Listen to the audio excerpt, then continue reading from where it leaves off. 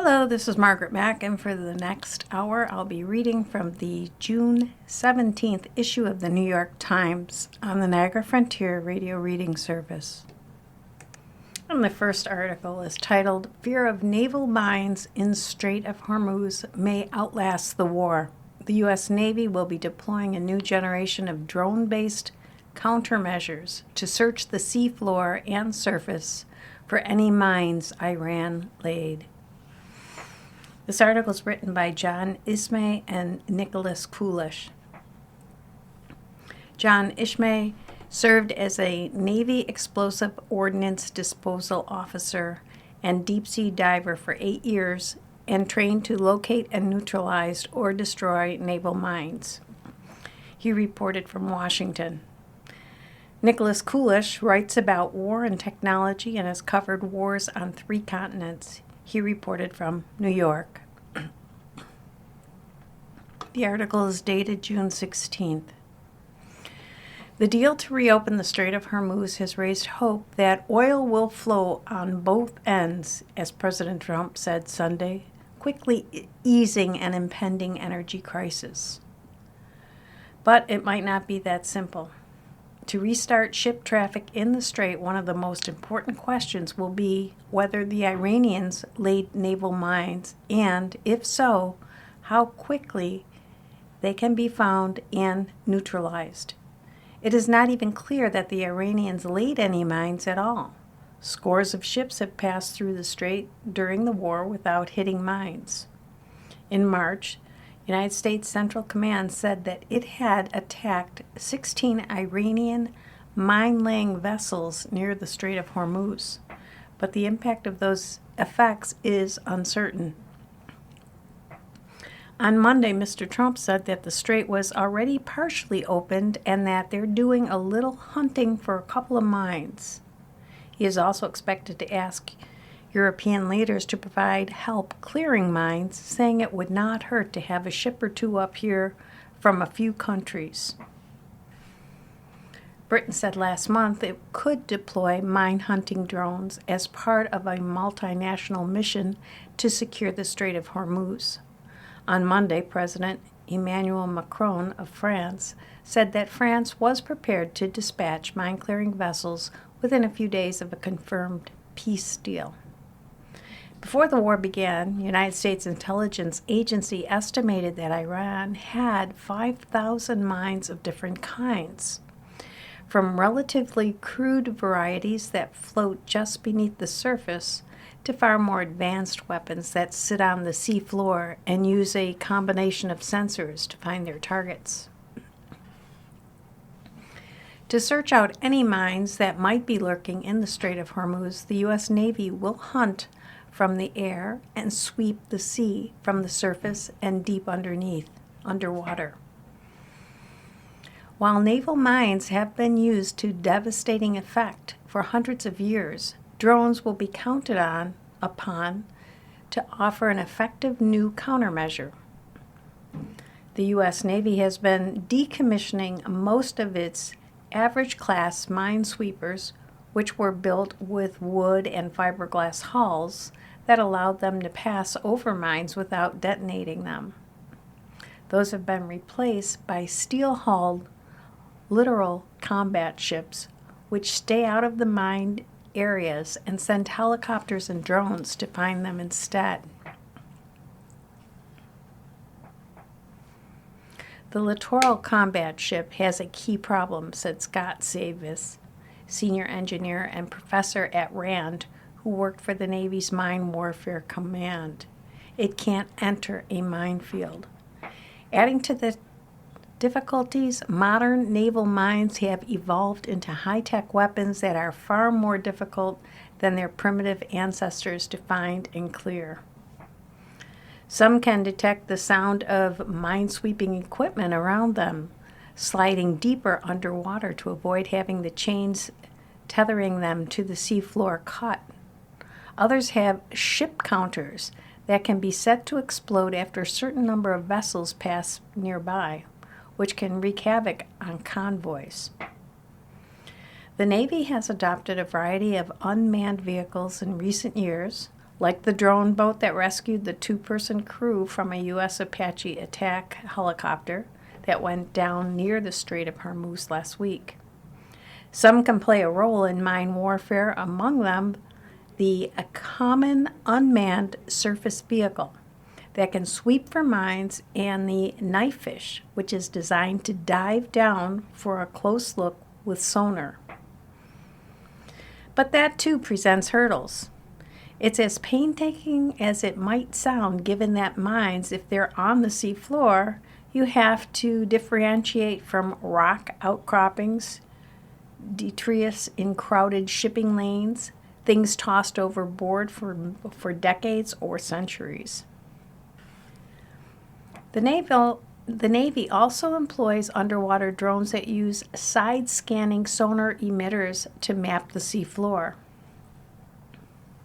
Typically, Navy divers will program the coordinates of a search grid into self-propelled torpedo-like devices called autonomous underwater vehicles, then carry them in small boats to place them in the water. From there, the vehicle steers themselves, maintaining a steady distance above the seafloor and blasting out sonar waves to locate any mines. After the vehicle is hauled back aboard a boat or a mothership, its data is pulled into a computer that stitches it all into a single image that can be quickly scanned to identify any objects that look like they could be mines. Barring that, things can get more personal. Navy explosive ordnance disposal technicians, using a special equipment to cut down on noise, bubbles, and even their magnetic signature, dive down to the suspected mine. In the murk, handheld sonar devices help them locate the target, which they can either neutralize and bring back to the surface to exploit any intelligence value, or place demolition charges to destroy the mine after they leave the water.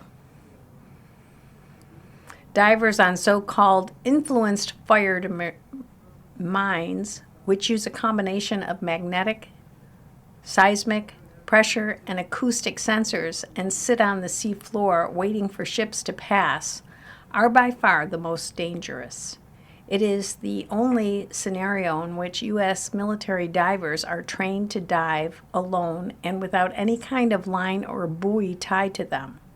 The thought of being that it is better to lose one sailor than two if the mine explodes.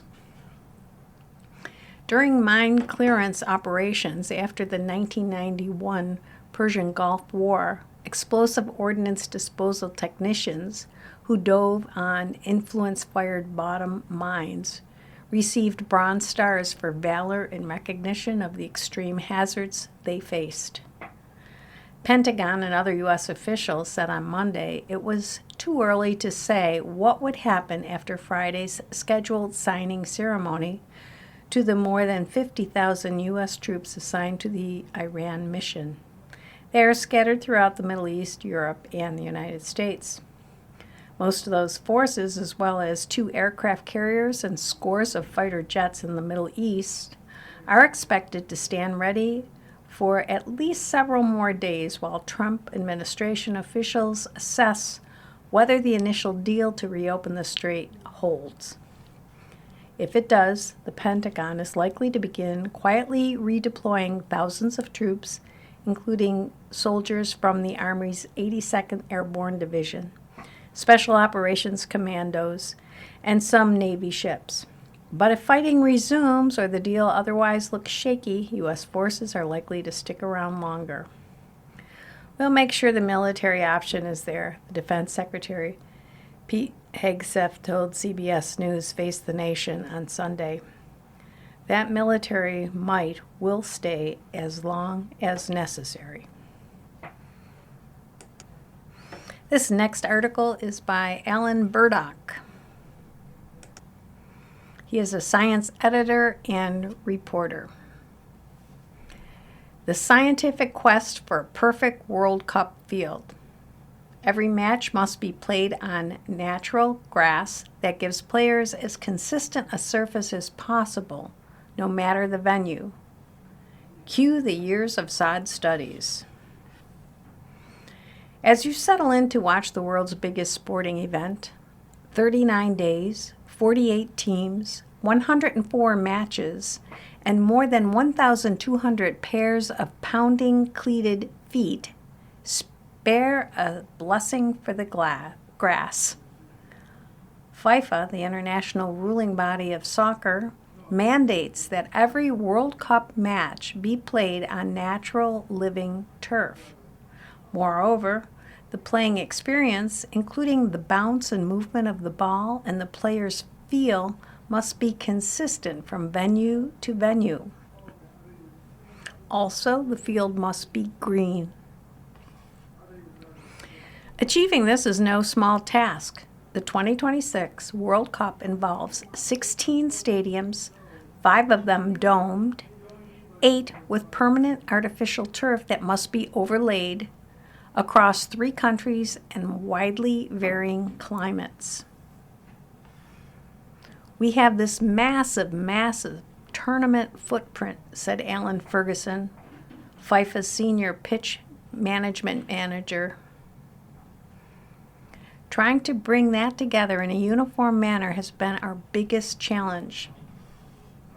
Under Mr. Ferguson's guidance, FIFA has assembled a crack team of turfologists led by John Sarachan at the University of Tennessee and John Rogers at Michigan State University.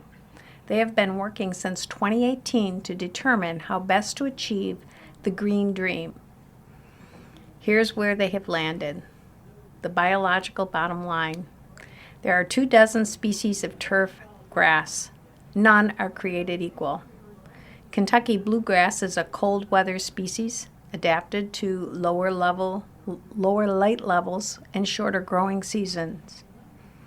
Bermuda grass, a warm climate grass, can't take the shade. Perennial ryegrass, a cold weather bunch grass, germinates quickly but is more vulnerable to divots. Both Bermuda grass and Kentucky bluegrass grow laterally and can be cropped closely, ideal for golf courses and soccer fields. Each of these grasses and combinations of grasses has its own growth rate, moisture requirement, and ideal mow heights, and present different physics to the shoe. To see how various turf combinations responded to players' movement, Dr. Sarachan's team invented the Flex, a portable device outfitted with a 3D printed foot in a soccer cleat. It strikes the turf with the same impact, accelerating and cutting motion of a 168-pound athlete, the average weight of a man's World Cup player, and then measures how much energy the turf absorbs and returns to the player.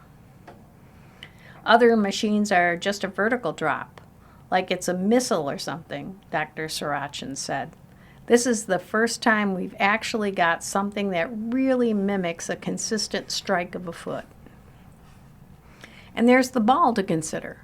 According to the FIFA Turf Test Manual, a FIFA quality pro ball released onto a field from an approved 1-meter tall apparatus, say the Turf Tech FIFA ball ramp, should roll 5 to 8 meters with tests conducted at several spots and in several directions.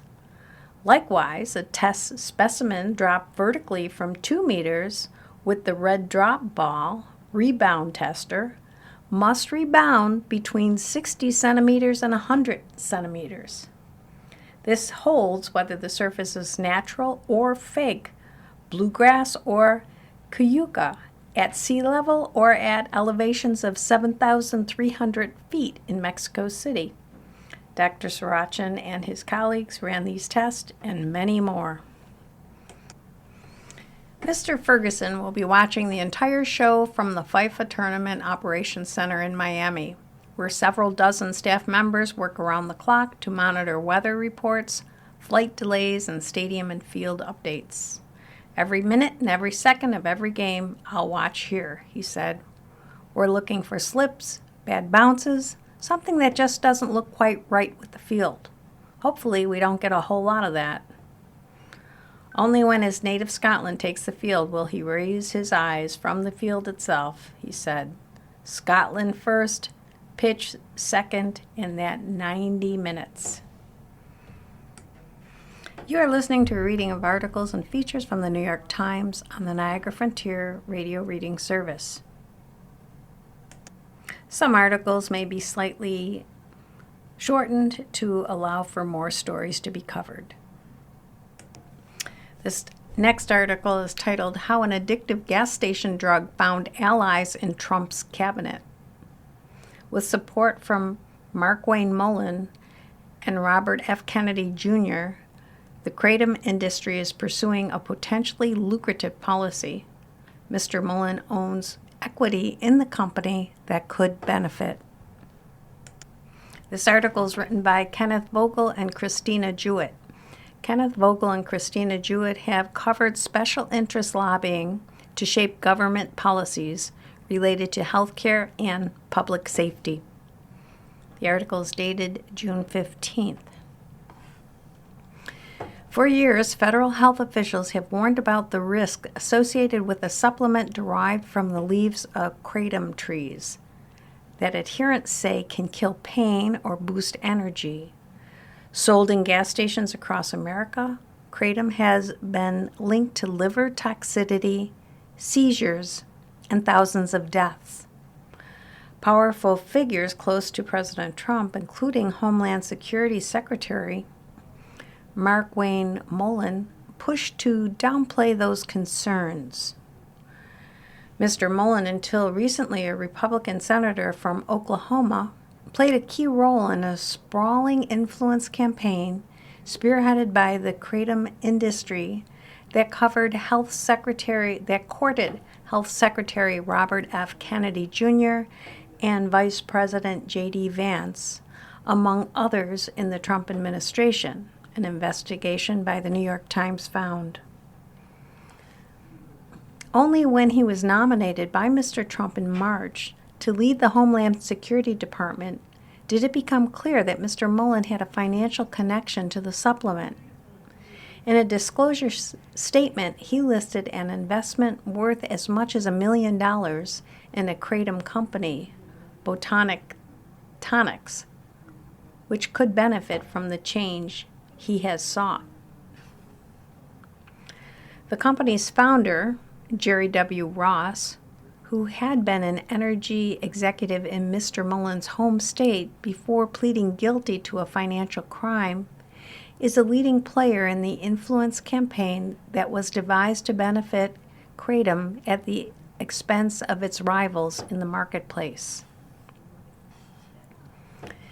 The kratom campaign underscores how corporations in the growing wellness industry can gain traction in Mr. Trump's government by casting risky products as aligned with the administration's Make America Healthy Again, or MOHA, agenda, championed by Mr. Kennedy, who has sometimes prioritized unproven remedies over science.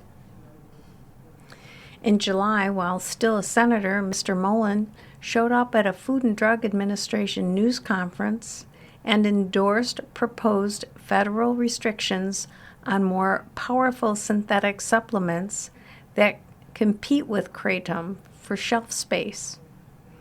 In explaining his position, Mr. Mullen pointed to a history of addiction in his family, though health experts say kratom products have also been shown to be addictive. His disclosure form did not indicate when he acquired his stake in Botanic Tonics, but he has not filed paperwork to indicate that he has divested from it. The Homeland Security Department did not answer questions about the investment. In a statement, the department said that Mr. Mullen follows all ethics and conflict of interest standards and has not lobbied for any individual or company. The restrictions that Mr. Mullen supported on the synthetic products would have been a boon to Mr. Ross's company and others in the kratom industry, which market their supplements as safer and more natural. The kratom companies used donations and lobbyists to push for the crackdown. It's not pay to play, it's pay to have conversations. It's pay to have a chance at the table. Ryan Niddell, the chief executive at Diversified Botanics, another kratom company involved in the effort, said in an interview with the Times. And anybody that considers any of the lobbying work or any of the governmental work that goes on being different than that, I think has their head buried in the sand at this point. I mean, that is the world that we live in. Long used medicinally in Southeast Asia, the leaves of kratom tree contain a compound called mitraglycine that interacts with the brain's opioid receptors in a manner said to produce mild pain relief and, depending on its preparation, either sedation or energy and focus. Kratom started gaining popularity in the United States in the early 2010s as the opioid addiction epidemic raged. With doctors tightening access to powerful prescription painkillers like OxyContin, users spread the word that kratom, initially sold as a bitter-tasting powder, could produce a similar effect. Devotees promoted it as a way to kick opioid addiction or to replace alcohol.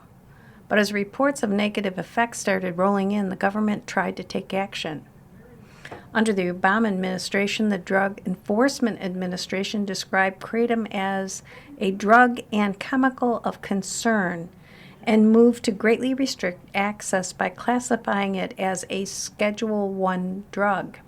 Doing so would have defined it as having no medical value, making it illegal to sell. The proposal was withdrawn weeks later amid backlash from the fledgling industry, kratom users, and members of Congress. Another proposal to restrict access during the first Trump administration was also pulled after lobbying by an industry trade group over the objection of Scott Gottlieb, the FDA commissioner at the time. Kratom took off, appearing on the shelves of convenience stores and vape shops as tablets, drinks, and gummies. The products varied in strength, and the concentration of active ingredients on the label was not always accurate. They could be purchased in many states without age verification. From 2020 through 2024, kratom was found in the system of more than 5,200 people who died of drug overdoses, according to data from the Centers for Disease Control and Prevention. Based on death certificates and other official reports, though often found in combination with other drugs, one study determined that those using kratom carried a six-fold increase in the risk of overdose death. Wyatt Wheeler was a 27-year-old pursuing a master's degree in business at Texas Christian University. He died of an overdose in October 2022, 6 weeks after he started taking a kratom extract, according to his mother, Patty Wheeler. An autopsy report issued by a county medical examiner in Fort Worth found that the cause of the overdose was a combined toxic effects of the active compound in kratom along with the prescribed antidepressant and antihistamines. Ms. Wheeler has become an anti-kratom activist, producing a documentary about the drug's harm and pushing for state and federal restrictions. She says the industry has used its influence to thwart safeguards. If the federal government had effectively banned kratom earlier, Ms. Wheeler said in an interview, many overdose deaths could have been avoided. My son would be alive today, she said. And the next article we have, conjuring a mountainous illusion out of the oldest bridge in Paris. 4 decades after the conceptual artist Christo draped the Pont Neuf with fabric, J.R., a French street artist, offers his own trick of the eye. This article is written by Mark Landler, reporting from Paris. It's been more than 40 years since the artist known as Christo wrapped the Pont Neuf in sandstone-hued fabric, kicking off an era of, can you top this, urban art projects. Now, the beloved bridge, the oldest in Paris, has been wrapped again. This time in acres of fabric that have been inflated to create the illusion of a craggy mountain range rising above its elegant span. Starting Monday through June 28th, visitors will be able to walk across the reimagined Pont Neuf through a cavern in which moody lighting and an ambient soundtrack created an augmented reality, according to JR.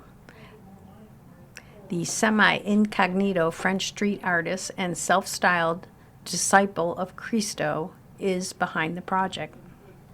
You're entering a place where you feel like you're in a cocoon, like in your mother's belly, said JR, who turned up for an interview on an electric bike clad in his trademark fedora and shades. It's fascinating. Let the crowds who line up for the cave be the judges of that. Admission is free. For JR, who grew up in a Paris suburb and lives in New York City and has cultivated an air of mystery in 2 decades of creating public art spectacles from California to Italy, the grand opening will mark the end of a bumpy birth. On June 2nd, gusty winds ripped the fabric off the top of the installation, delaying the opening by more than a week while the damage was repaired.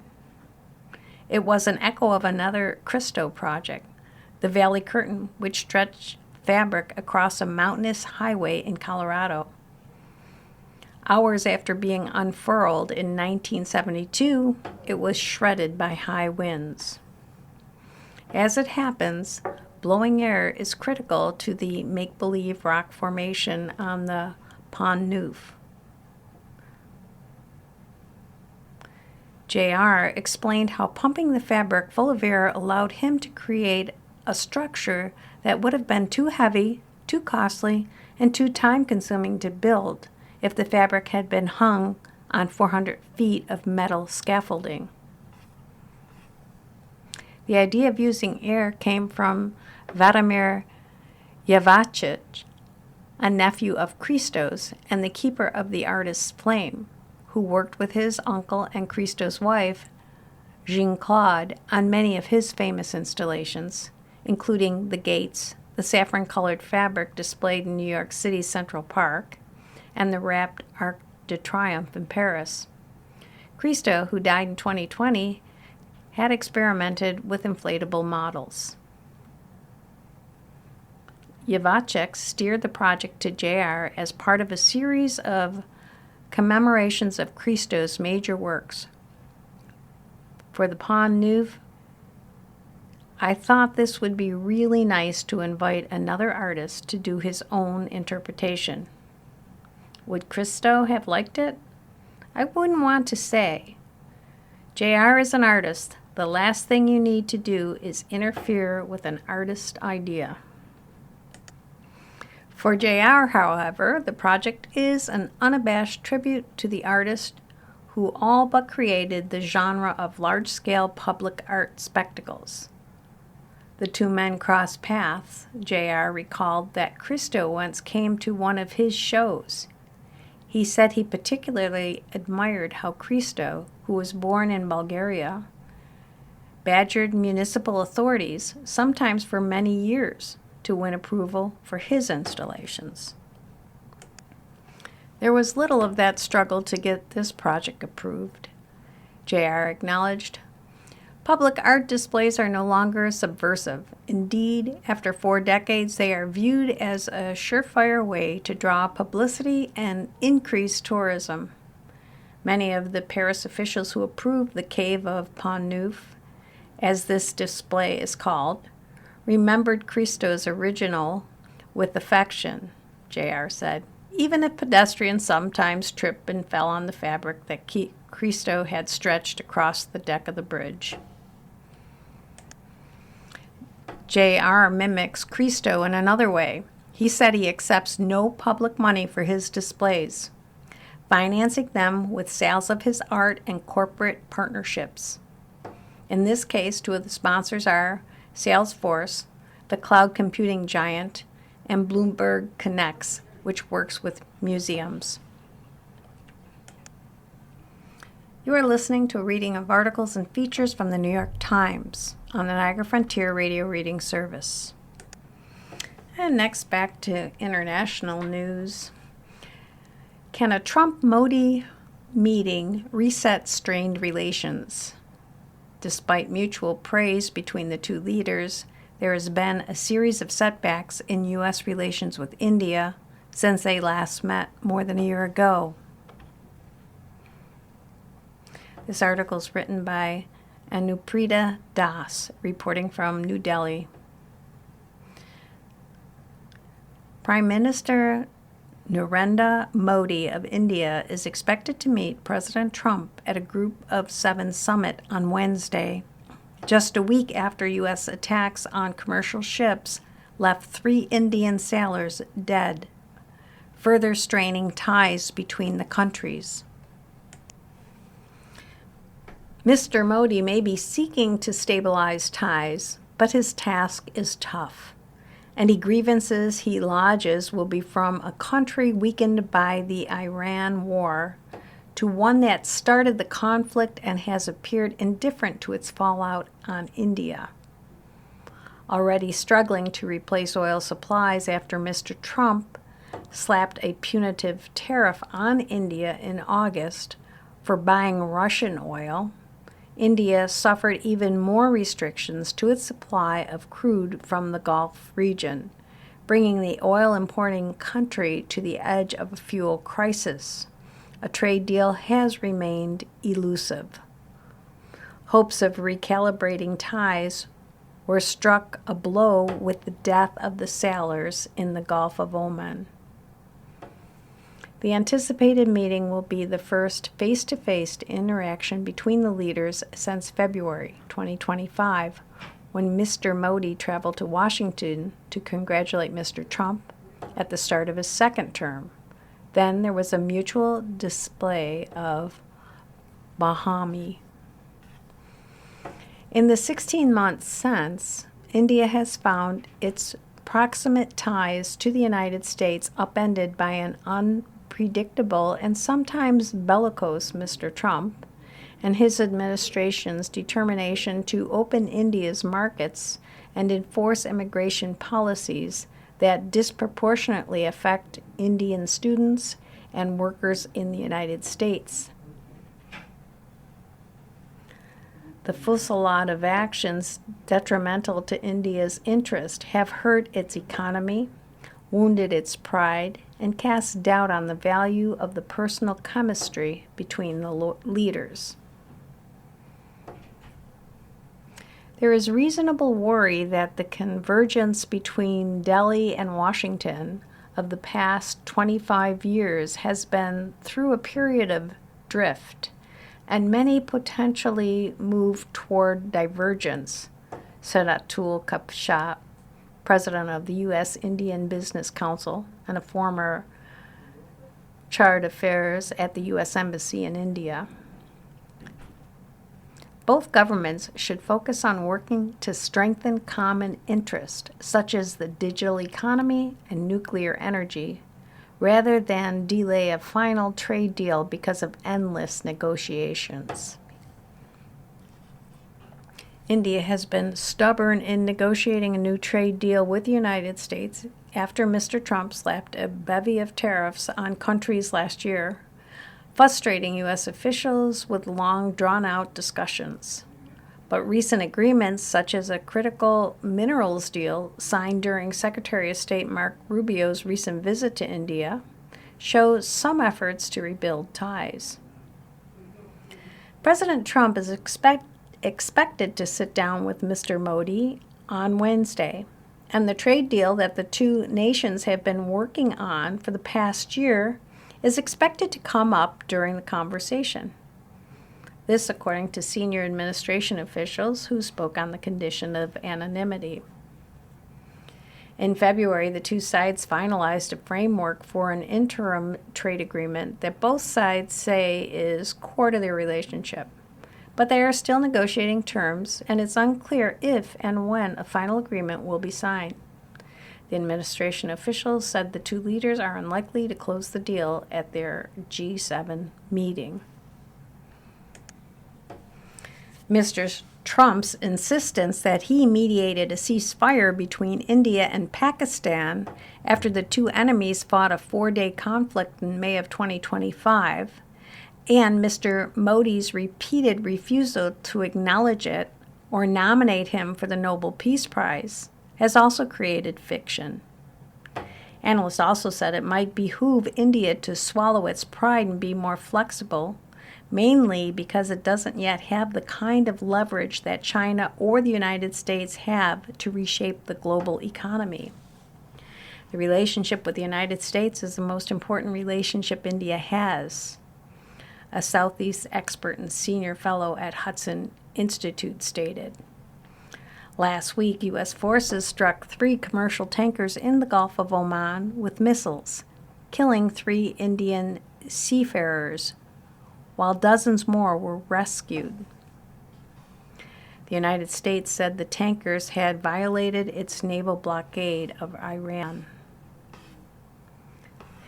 The attack set off a firestorm in India, where people criticized U.S. forces for endangering their lives of the other Indian seafarers aboard the tankers.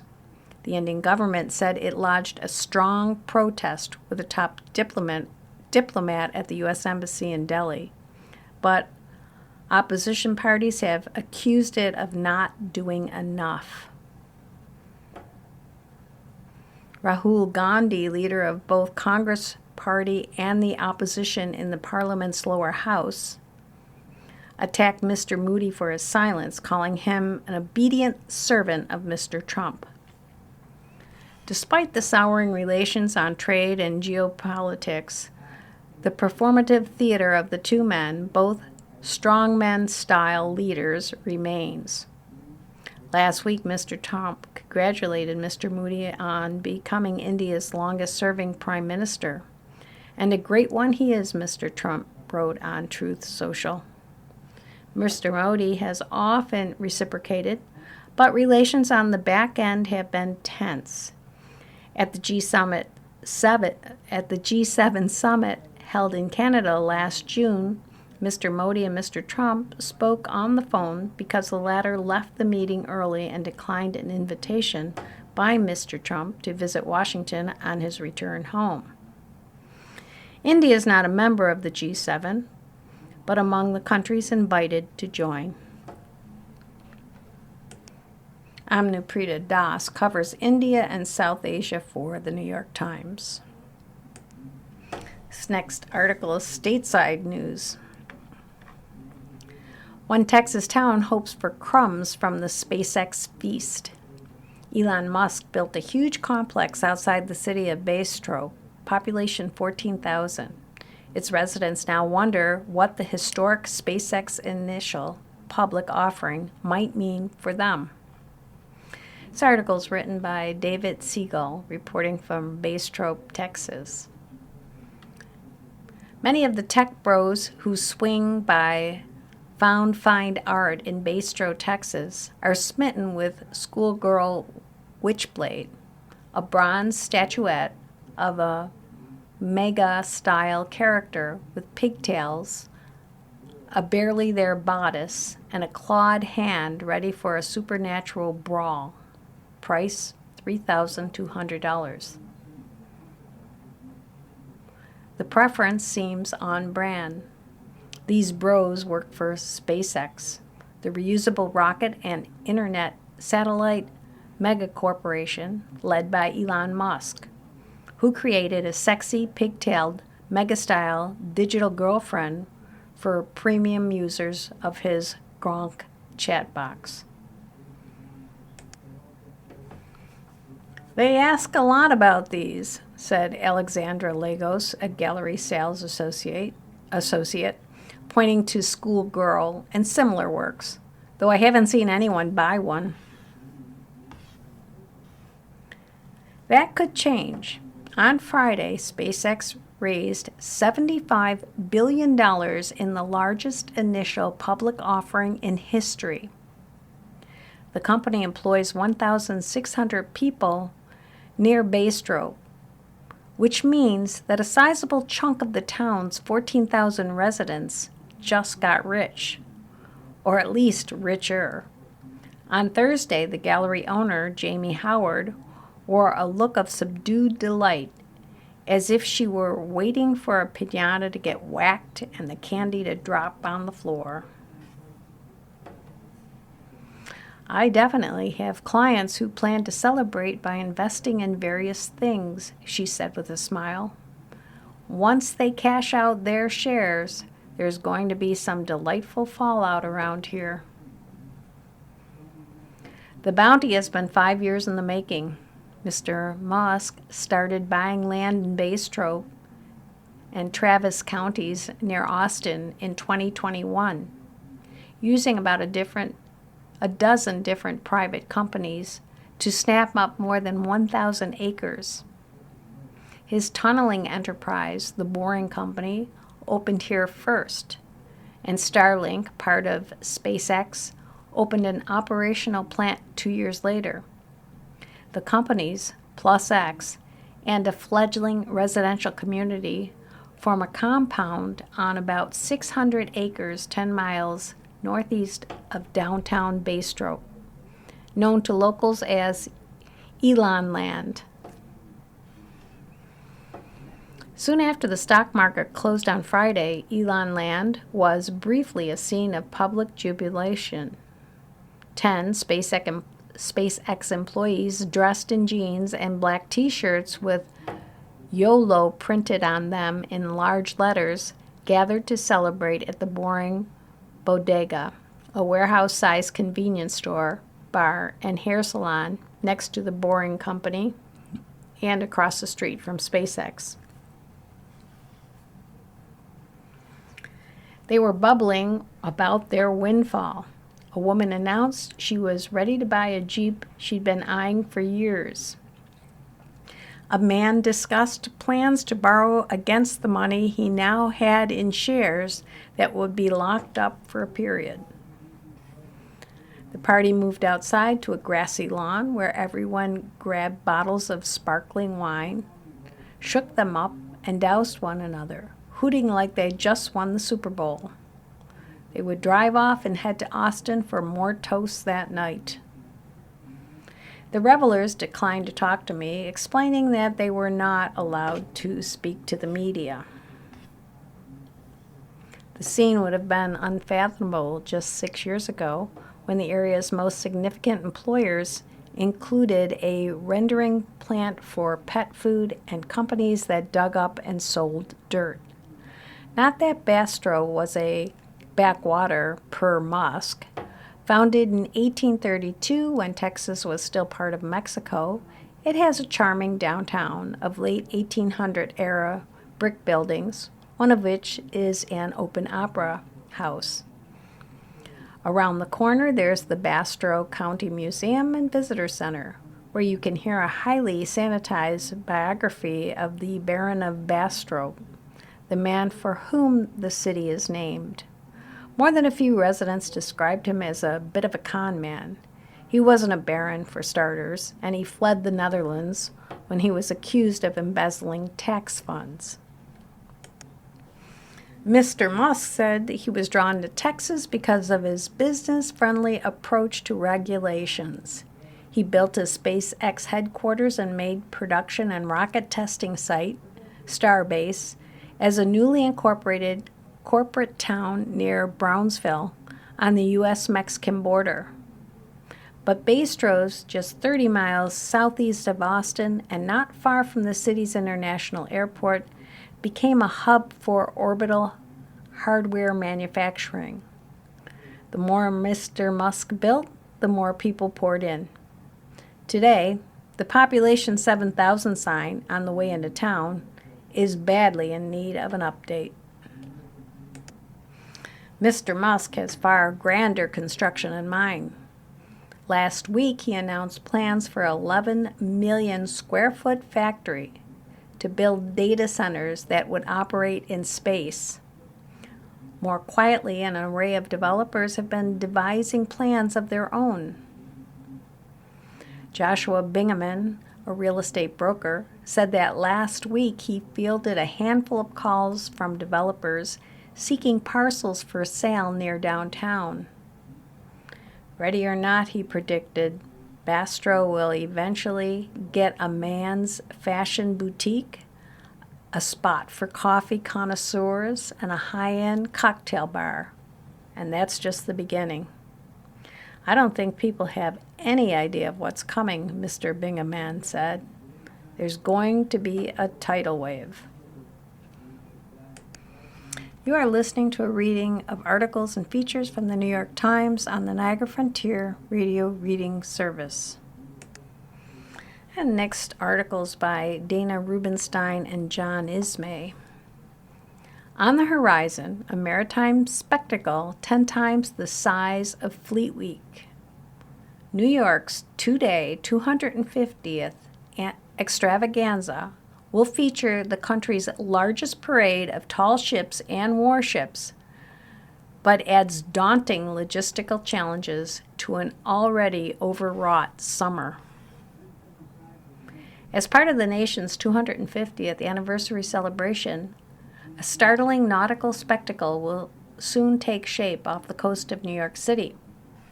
About 80 vessels, tall ships with white sails, some gray-hulled warships bristling with weapons, maybe even a 100,000-ton aircraft carrier will tie up in and around New York Harbor.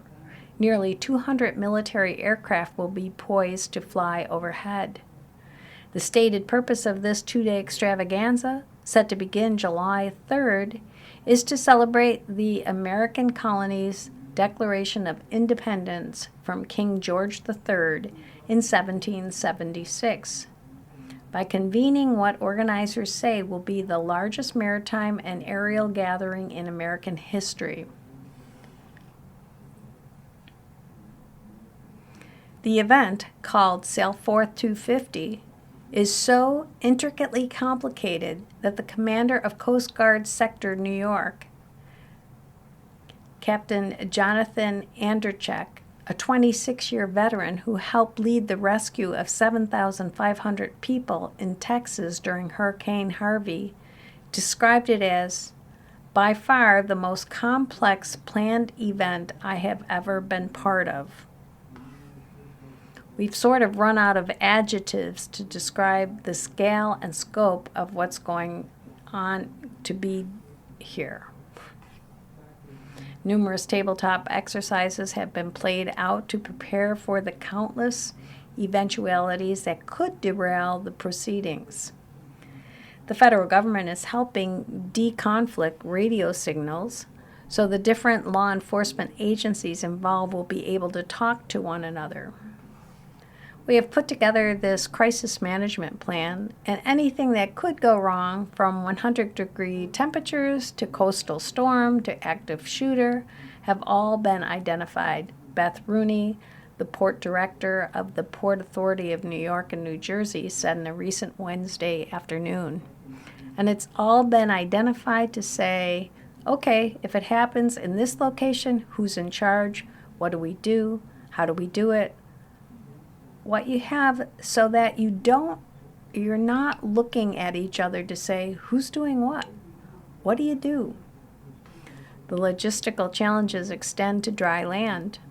The tall ships and war vessels will carry roughly 20,000 sailors, as much as 10 times the number of an average fleet week, and they are expected to come ashore in waves. Hundreds of thousands of New Yorkers are expected to crowd the shoreline on July 4th to see the ships, just hours before a similar number will crowd the waterfront to witness Macy's 50th anniversary fireworks show. And all of this will conclude with New York City hosting of thousands of tourists for the World Cup soccer matches in New Jersey, just across the Hudson River. The torrent of early July gatherings is expected to push New York City to its operational brink. In my 18 years in government, I have not seen a threat environment quite like this one, where multiple vectors are all active at the same time and where developments abroad can have immediate consequences here at home. Police Commissioner Jessica Tisch said at a recent City Council hearing. Another walrus-sized wrinkle hangs over the weekend. It remains unclear if President Trump will attend, but if all goes according to plan, a federal dignitary will board a Navy destroyer the morning of July 4th and pass south alongside the military ships moored on the Hudson for an international naval review, the 7th in U.S. history. That dignitary's voyage will conclude at the Verrazano Narrows Bridge, a span named for the Florentine explorer who traveled the Atlantic seaboard by sail, kidnapped an 8-year-old Native American boy, and was perhaps ultimately eaten by cannibals. Then the dignitary will transfer to a flat-topped amphibious assault vessel and watch as a parade of tall ships sail from the Verrazano up the Hudson, all under the watchful eye of a Goodyear blimp. The concept came to fruition in 1964 with a tall ship parade running in conjunction with the World's Fair in Flushing Meadows, Corona Park in Queens. Shortly thereafter, the Brooklyn Navy Yard ended its 165-year run as a major ship manufacturer. Among other ships the Navy Yard had produced the USS Arizona. A quarter century before, Japanese bombers sent it and 1,177 sailors and Marines to the bottom of Pearl Harbor. The Navy Yard also built the USS Missouri, where Japan surrendered to the Allied forces into Tokyo Bay in 1945. We don't think there's another city anywhere where we could truly culminate a celebration of our maritime history except for New York City, said Doug Perry, a Navy Vice Admiral, in a recent interview. This is the city where we need to celebrate this. And we'll end our New York Times reading with an article on food. The one surprising mistake everyone makes with pancakes. This article is written by Melissa Clark. She is a food reporter and columnist for the New York Times and NYT Cooking.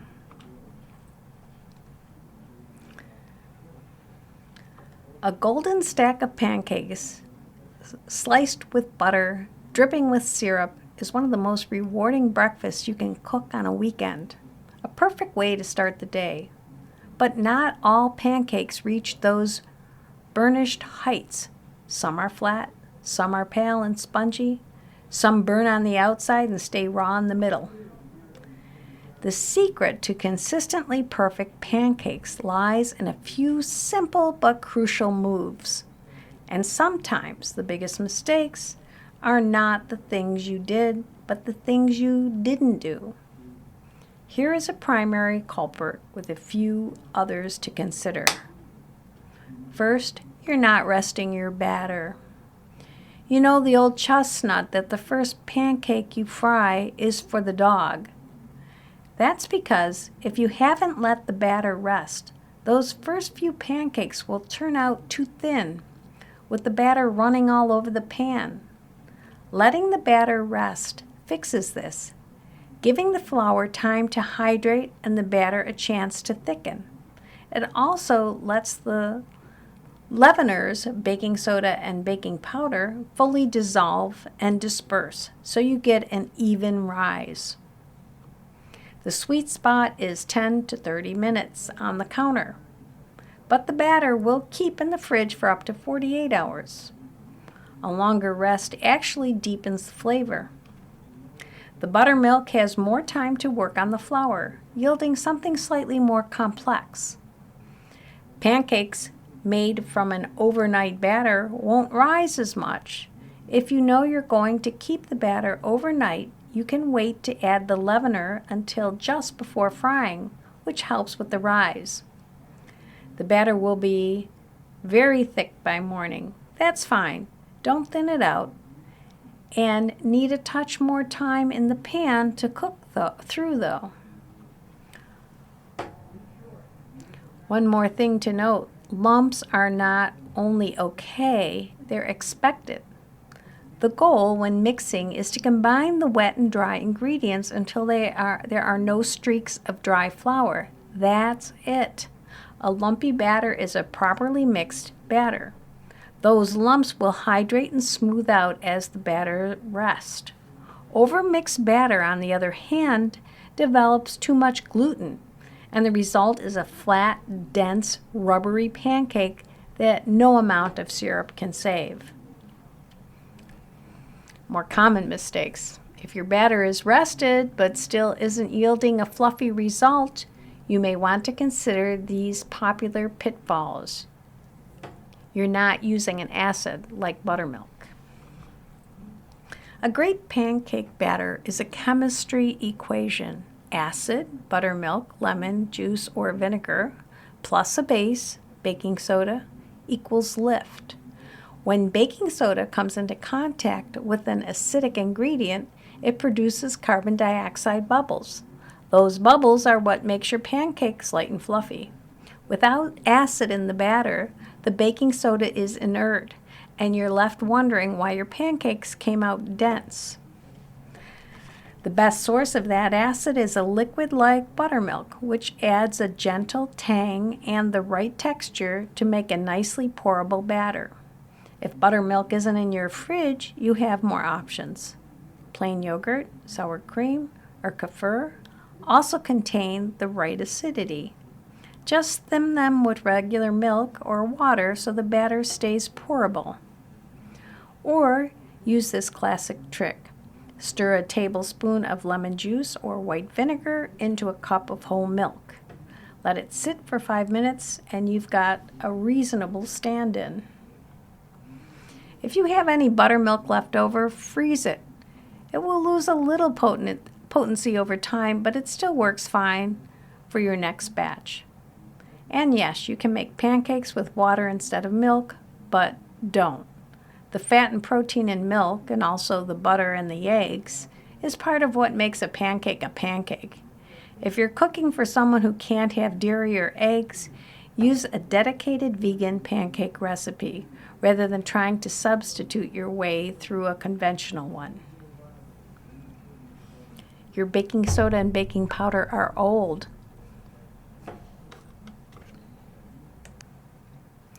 Most pancake recipes call for baking soda and baking powder. Each does something specific. Baking soda is the more powerful of the two, reacting with the buttermilk to produce a fast, vigorous rise and give pancakes their deep golden brown color. Baking powder has the acid already built in, activating on its own once when the liquid hits it, and again when exposed to heat. This is what double acting means.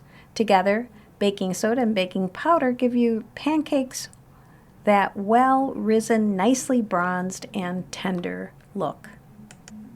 But baking powder and baking soda do go stale, so be sure to check the expiration dates. Finally, if you want to incorporate mix-ins, blueberries, chocolate chips, sliced bananas, add them to each pancake after you've poured the batter and given it a moment to just begin to set at the edges. Stirring them into the batter in the bowl can deflate it before you even start cooking. And this way you can vary each batch without committing to the flavors. You've been listening to a reading of articles and features from the June 17th issue of the New York Times. Your reader has been Margaret Mack. Thank you for listening.